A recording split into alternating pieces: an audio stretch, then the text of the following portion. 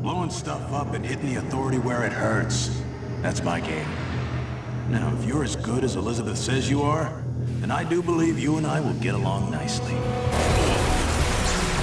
With Rage, we've blown out the experience. We have a much larger world. We have very unique environments. We have various gameplay experiences. Rage is more than just a first-person game. It's a complete experience. We're known for making this straightforward action shooter, and we kept that. But then we added on top of it this deep and meaningful story.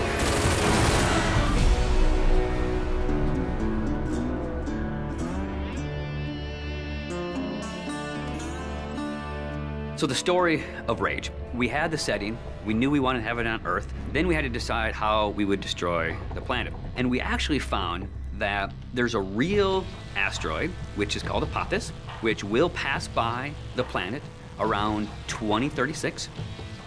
So in the fictional world of Rage, when the governments of the world discovered that Apophis would hit us and destroy most of civilization, they initiated a program called the Eden Project.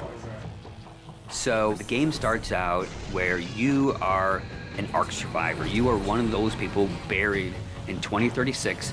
Your Ark emerges from the ground 100 years later.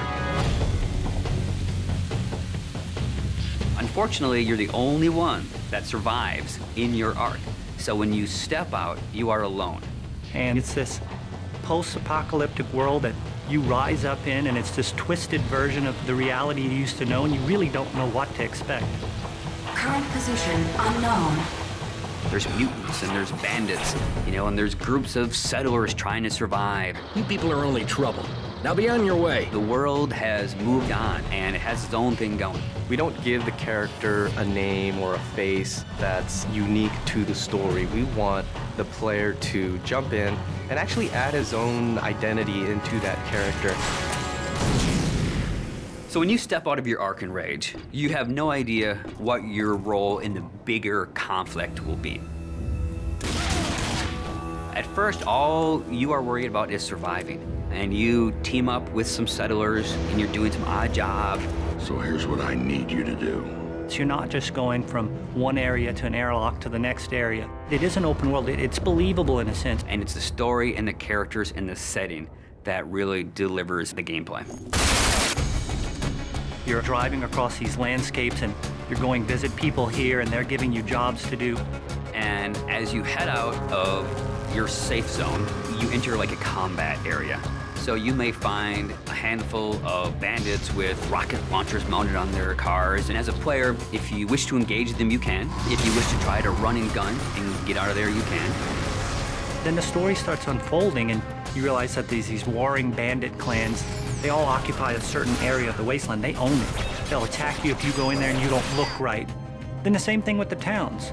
If they don't know you, they're going to treat you like an outcast. Well, will you look here? A new face, a new body. Oh, I am so glad I got out of bed this morning. You start learning about these crazy mutants who they don't even like each other, much less you, much less the bandits.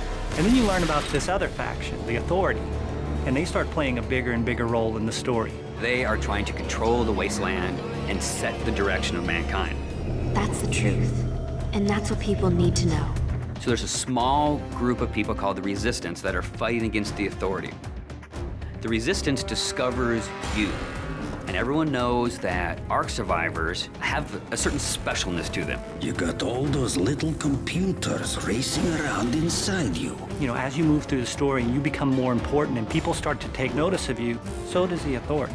As you, the player, get your weapons and start interacting with the characters and start fighting all the bad guys in the world, you understand what your role is in the world.